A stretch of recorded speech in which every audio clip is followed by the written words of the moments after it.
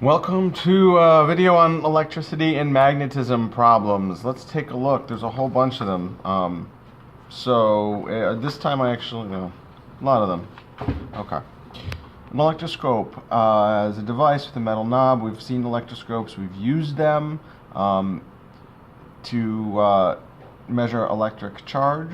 And so we see one that's positively charged, and it says, a positively charged glass rod is brought near the knob of the electroscope. And the separation of the leaves will, well, let's think about this. We bring a positive one here. Right now it's already very positively charged.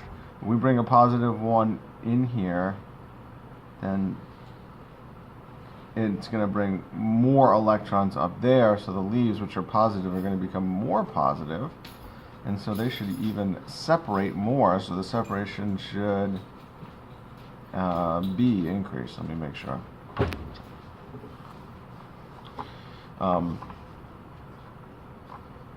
When a neutral metal sphere is charged by contact with a positively glass rod, the sphere, let's see, it's neutral, but you bring a positive rod and you charge it. So we actually touch the two together. This then becomes positive, and it becomes positive because it loses electrons, so the sphere will lose electrons to the rod. Okay. A glass rod becomes positively charged when it's rubbed with silk. The positive charge accumulates because the glass rod, well, let's see, it becomes positively charged. So if it becomes positively charged, again, it's losing electrons. So that's the answer C, loses electrons. A metal sphere has a net negative charge of 1.1 times 10 to the negative 6th. Approximately how many more electrons and protons are on the sphere? So this net charge is because you have more electrons and protons. So if we turn this from coulombs into elementary charges, that tells you how many charges you have. So if you know the total charge Q is equal to the number of charges you have times the charge on each of them, which is going to be negative E, you want to find N, which is not a surplus. It's not the total number of electrons, it's just how many more you have than protons. So N is just going to be Q over E. So the number N is going to be the total charge, 1.1. And I'm going to put E negative 6, just to save some writing, divided by negative E, and negative E, if we look on the reference table, is 1.6 times 10 to the negative 19th. 1.6 E negative 19. You'll notice if I put, I'd have to put two negatives in there, those cancel out. So now we are just dividing 1.1 times 10 to the negative 6 by 1.6 times 10 to the negative 19th. You should get a positive number. You should get a large number. 1.1 E negative 6, and you'll notice that the E button here is different than the E here. So we're dealing with a E, like meaning times 10 to the, versus E here, which is the elementary charge, which is on the reference table, not to be confused with E button, which is the lowercase e button that you can find on your calculator. Here we go, this one. E to the x, which is linear, which is a logarithmic type of thing, the natural logarithm. Okay, so 1.1, the big case E, negative 6, divided by 1.6, and again, this is a second function here, and this calculator shows double E's. That missed a point, 1.6. E only shows up as a single E, negative 19. Because I have the E in there, I do not need parentheses. If you don't use the E, then you probably need parentheses in there, and your calculator will hopefully pick up the right equation. 6.8 times 10 to the 12th, so 6.87, so 6.9. So it's almost 7 trillion more electrons from a very small amount of charge. So 1/1,000,000th of a coulomb is the result of 7 trillion electron surplus. Okay. An excess of 6 times 10 electrons has a net charge of, okay, so this is the number of electrons. We want to find the net charge. Q is equal to N times E. So 6 E6 is the number. The charge on each of them is 1.6 E negative 19. Technically it's negative. This acts for magnitude. Magnitude doesn't have a negative sign. So it's 6 E6 times 1.6 E negative 19. This calculator is not doing decimal points. 1.6 E negative 19. There we go. Which gives us to 9.6 E negative 13. Answer D. An object cannot have a net charge of. Okay, so easy way to do this is to divide them, each of these, by 1.6 times 10 to the negative 19, 1.6 E negative 19. We do this for this, then you end up getting 2. 8 divided by should be equal to 5. Now, they have the same exponent, so I don't actually need to put that in there. 4.5 divided by 1.6 is equal to 2.8. And 9.6 should be equal to 6, right? There we go. So this represents 2 charges. This represents 5 charges. This represents 6 charges. This represents 2.8. We can't have fractions, so the answer B is not allowed. It's a small sphere, has 5 electrons, so it's just 5 times the elementary charge, 1.6 E negative 19. Should that be 8 E negative 19? That would be answer B. Don't get thrown by C, which has a positive exponent. That's a really big number. That's a really small number. Okay. Which net charge could be found on an object? Again, it needs to be divisible. This one said not have a charge. That means it's not divisible by this. In order to get this one, it has to be divisible by this. So let's see, so that's going to be a half if you divide it by the elementary charge, 1.6 times 10 to the negative 19th. 2.4 is going to be something, 1.5, okay. So that's 0.5, that's 1.5, those are not allowed. 1.8 E negative 18, so 1.8 E negative 18 divided by 1.6 E negative 19 is going to get us 11.25, not possible, and 3.2, and I'm going to put the exponent in here, negative 18, because you can see 3.2 divisible by 1.6, yes, but let's do the exponent. Divided by 1.6 E negative 18, and we're going to find out that it is, except, oh, I made a mistake. It should have been, I put something in wrong, it should have been 20. 18th divided by 19th, there we go, I had the 18 in there, 20. So this could be possible. Just be careful, because if this is like a negative 20 or negative 21, then that's not reasonable. Okay, Millikan oil drop experiment was designed to determine the magnitude of the charge of an electron, D. There we go. That's where they found the elementary charge. A balloon is rubbed against the student's hair and touched to a wall. The balloon sticks to the wall due to, well, it's not a magnetic force, it's definitely going to be an electrostatic force of some sort. Between the particles of the balloon, or between the particles of the balloon and the particles of the wall? Well, if it's sticking to the wall, there's a force between particles on the balloon and particles on the wall. Answer C. A negatively charged comb is brought close to a piece of paper.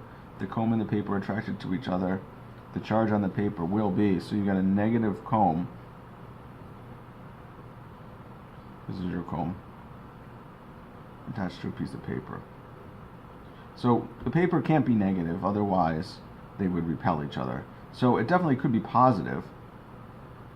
Sure. Can't be negative. The question is, can it be neutral? And what we have found with things like the balloon or aluminum cans, yes, you can have an object that is neutral attracted to an object that is charged, because you will end up getting a charge. You'll induce a charge difference. So positives get a little bit closer, than negatives. And because they're closer, according to Coulomb's law, the force is stronger, so you'll end up getting a positive attracted to that that's bigger than the negatives repulsing that. So it would be an attracted. Okay. 12. 3 spheres in contact. You bring a charged rod near the sphere that doesn't touch it. Well, you're going to get a separation, so the positive rod here is going to bring all the electrons here, which leaves gaps over here, so positives, and the middle one should be pretty much neutral. So which of those shows this? Answer D. Negatives attracted to positives. Okay. 2 identical spheres, each has a negative charge. Those charges are the same. You bring them in contact and then you separate them. Because they're exactly the same, the charge isn't going to change. So it's still going to be negative 3 times 10 to the negative 6. Normally you just add those and average, but when you add 2 numbers together that are exactly the same, you average, you get the same number. 2 electrically neutral metal spheres are placed on stands next to each other. You bring in negative. How are they now charged? Well, the total charge is going to be 0, but it's not going to be evenly distributed because you're going to have all the electrons pushed away there, which leaves positive there. It's a negative. So that means A is going to be positive, B is going to be negative. That should be the same amount. A is positive, B is negative. B.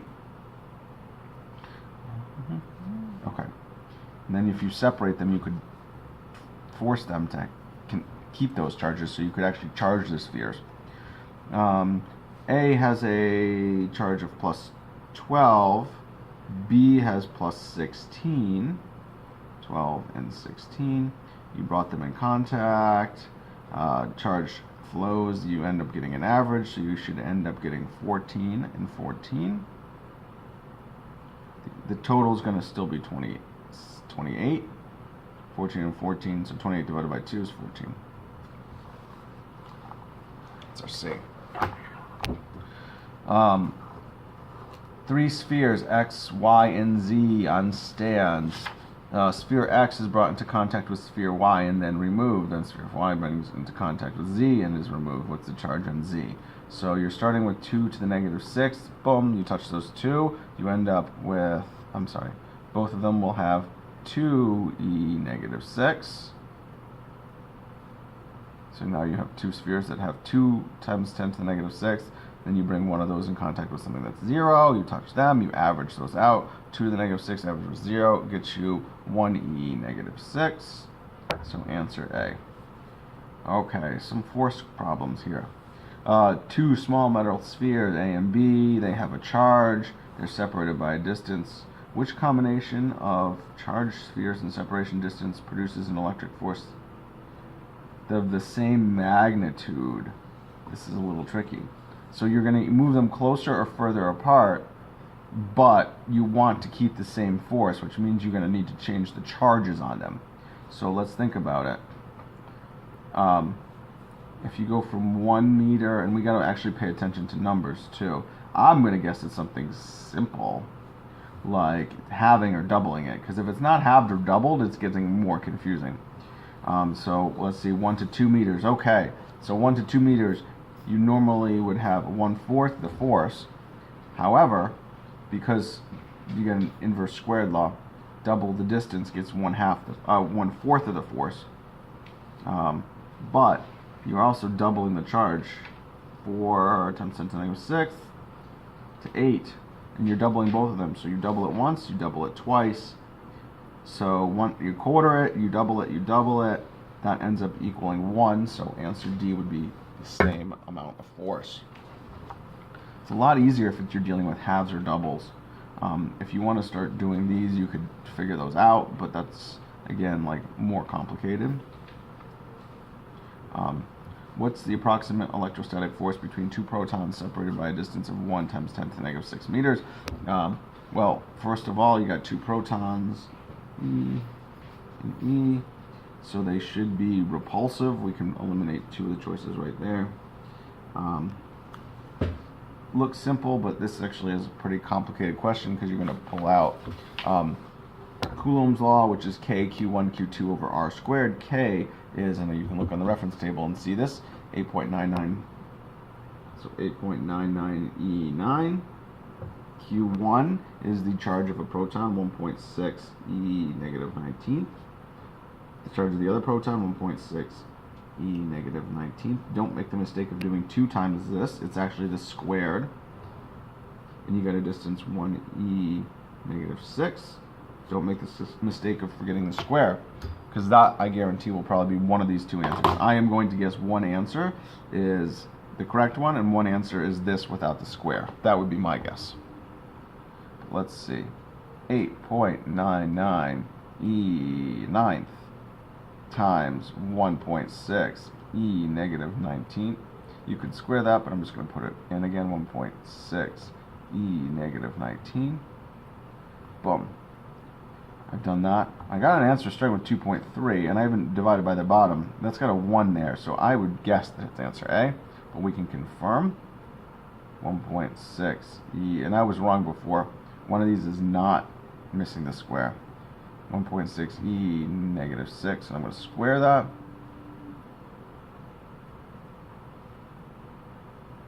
What the heck just happened?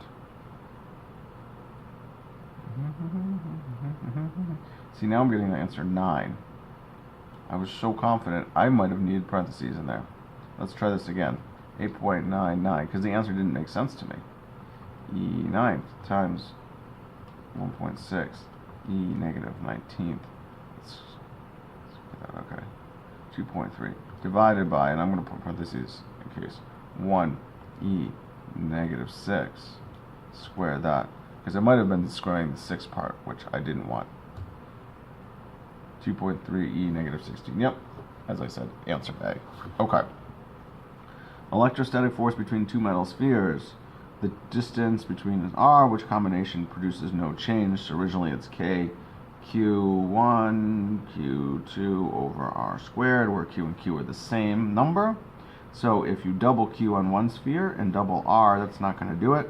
Doubling Q on one sphere and doubling R, that R squared, is going to get you a half the force. 2 over 2 squared is a half. Doubling Q on both spheres while doubling R. 2 times 2 over 2 squared, boom, is 4 over 4. That's equal to 1. I think that's the right answer right there. And if you think about it, doubling Q makes it twice as big. Then you make it twice as big again, so it's 4 times as big. You double R, that's 4 times smaller. Okay. Doubling Q while having R, that would be 2 over 1/2 squared, so that would actually be 8 times bigger. Doubling Q on both spheres by halving R, 2 times 2 over 1/2 squared gets you 2, 4, 8, 16 times bigger. A lot of people might pick that. Make sure you are aware. Having R, getting them closer, makes it more force. Doubling Q also makes it more force. They all add together. 16 times bigger. We don't want that.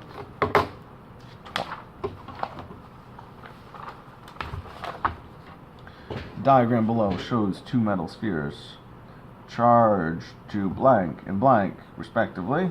It's all in the picture. This stuff here, it's almost all in the picture. They touch together and they return. The electromagnetic force between the spheres changes from, ooh, interesting here, 2.7 newtons to something else. We could prove that it's 2.7. Let's think about it.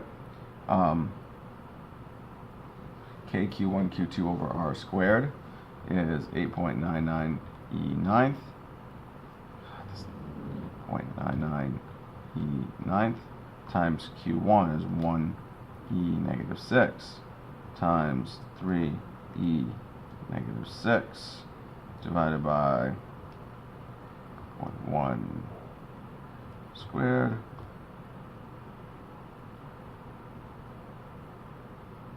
And I got 2.697 newtons, so that is correct. That's good. Just verifying their work. I didn't need to do that, but okay. So originally it was 1 and 3 times 10 to the negative 6. You touch those together. The total's 4, but it's split among 2. So now you have 2 and 2. So your new force is going to be K times 2e negative 6 times 2e negative 6 over 0.1 meter squared. Now you could actually figure this out. I mean, you think about it. Originally it was 3. This one is going to be 4. 1 times 3 is equal to 3. 2 times 2 is equal to 4. Same total. The total is still 4. And 4 times 10 to the negative 6. But, so 3 compared to 4 means it's 4/3 times bigger. So whichever answer, 2.7 was the original one, times 4/3 should get us the right answer. So it should be 3.6. But we can compute it just to be sure. K Q1 Q2 over R squared. Don't forget, you know, put that 0 in there. Okay. So 8.99 E ninth times 2 E negative 6 times 2 E negative 6 gets me an answer of 0.0396 divided by 0.1 squared. Gets me 3.6. So same answer, different techniques. Okay. Which graph represents the magnitude between the electric force between two spheres? And it tells me the charge on the spheres. I don't probably need to know that, other than it would be attractive, but there's nothing on here that actually tells me that it's attractive. And it's probably asking me for magnitude, which means the negative sign doesn't matter anyway. Yep. So if we look at it, force versus distance, force is compared to a K, Q1, Q2 over R squared, so it's proportional to 1 over R squared. The alpha sign means it's proportional to. So which one of these gives us a 1 over R squared look, an inverse squared look? And that would be A. And it kind of makes sense. If you get close, the force goes way up. If you get far away, the force goes to 0. Test charge is located between two particles, A and B. Sphere A has a charge of plus 2q. Sphere B has a charge of minus 2q. If the magnitude of the force of the test charge due to A on F, okay, so these two have a force of F. Toughest thing about this is the way the question is written, I should say. What is the magnitude of the force due to B? So let's think about this.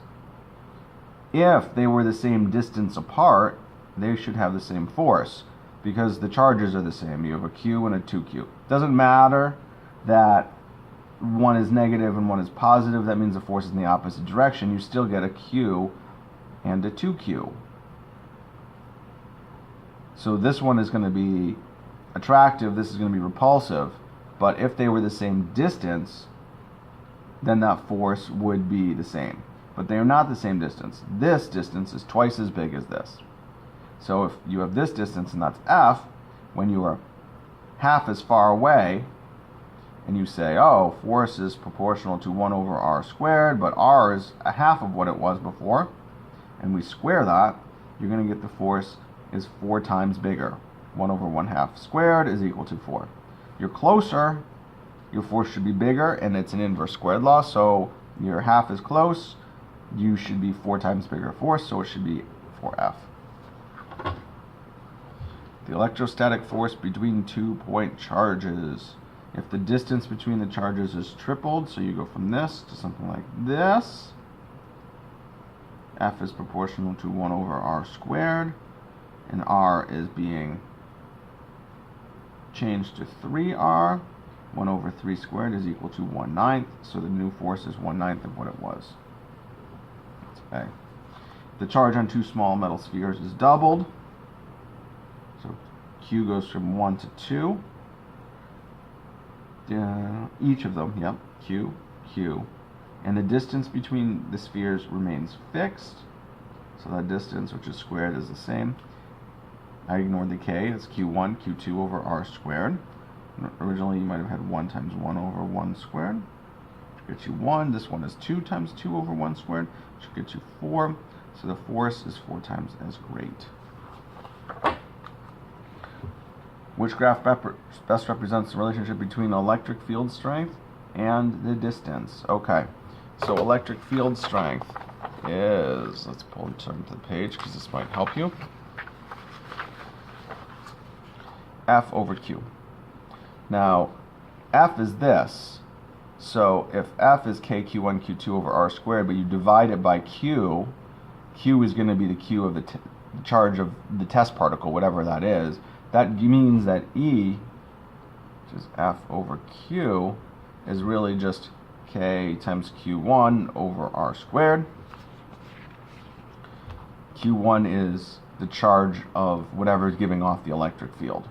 So you can test the electric field strength by using a test particle. You put the test particle into the electric field and you see what the force is.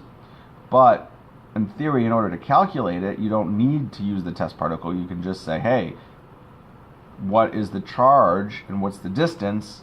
And we can calculate what the electric field strength should be. So KQ over R squared, but we're doing E versus R, so it's E is proportional to 1 over R squared. So just like we had with the force law, you have an inverse squared relationship like this. I'm going to stop in just a second. Let me finish these last pages. Okay. The direction of the electric forces is shown here. A is attracted to B and C. B is attracted to A, but repelled by C. C is attracted to A and repelled by B. Which sphere, if any, could be negatively charged? So let's just see. It says at least 2 of the spheres are positively charged. That's important to keep in mind. This is like a logic question. Well, if 2 of the spheres are positively charged, those 2 spheres will repel each other. So let's look for repulsion. And it looks to me like B and C are repelled by each other. So B and C have to be positive. Both are attracted to A, so A is going to be negative. So it says which sphere, if any, could be negative? It's got to be sphere A. Answer A. Which diagram best represents the electric field around a negatively charged conducting sphere? It's a little hard to see the negative in here, so it's good that we have that in the question. So remember, electric fields go from positive to negative. It shows you the force on a test particle if it's a positive test particle. Like if you could throw just a positive ion around there, what would happen? Well, a positive ion would be attracted to it, so we need to have arrows that point towards a negative. So arrows always point away from positive towards negative. There's only 2 of those that do this, but this is some weird funky thing here. Just one particle, the lines just point to it. Answer D. 2 positively charged objects' masses are separated by a distance r, which best describes the gravitational and electrostatic force. Interesting. So they are positively charged. Well, gravitational force is always going to be attractive. So gravitational force is always attractive. In this case, electrostatic force has got to be repulsive because they have opposite charges. So they are, well, what am I doing? I'm starting to draw electric field lines. I don't want that. The force is just like this. Okay, so that is repulsive. Answer D. And last one before I take a break. 2 protons are located 1 meter away. Compared to the gravitational force of attraction, that's a proton, they're both positive. The electrostatic force between the protons is, well, gravity is going to be attractive, right? So compared to gravity, first of all, it's going to be repulsive. They are repelled by each other, so it's got to be repulsive. So that gets rid of C and D. And then the question is, what's stronger? Well, what we have found, in part because those constants are so dramatically different. We look at the gravitational constant, 6.67 negative 11, versus the electrostatic constant, 8.99 E9. This is much bigger than negative 11. Much bigger. The electrostatic force should be stronger. So compared to the gravitational force, the electrostatic force should be stronger and repulsive. So answer is going to be answer A.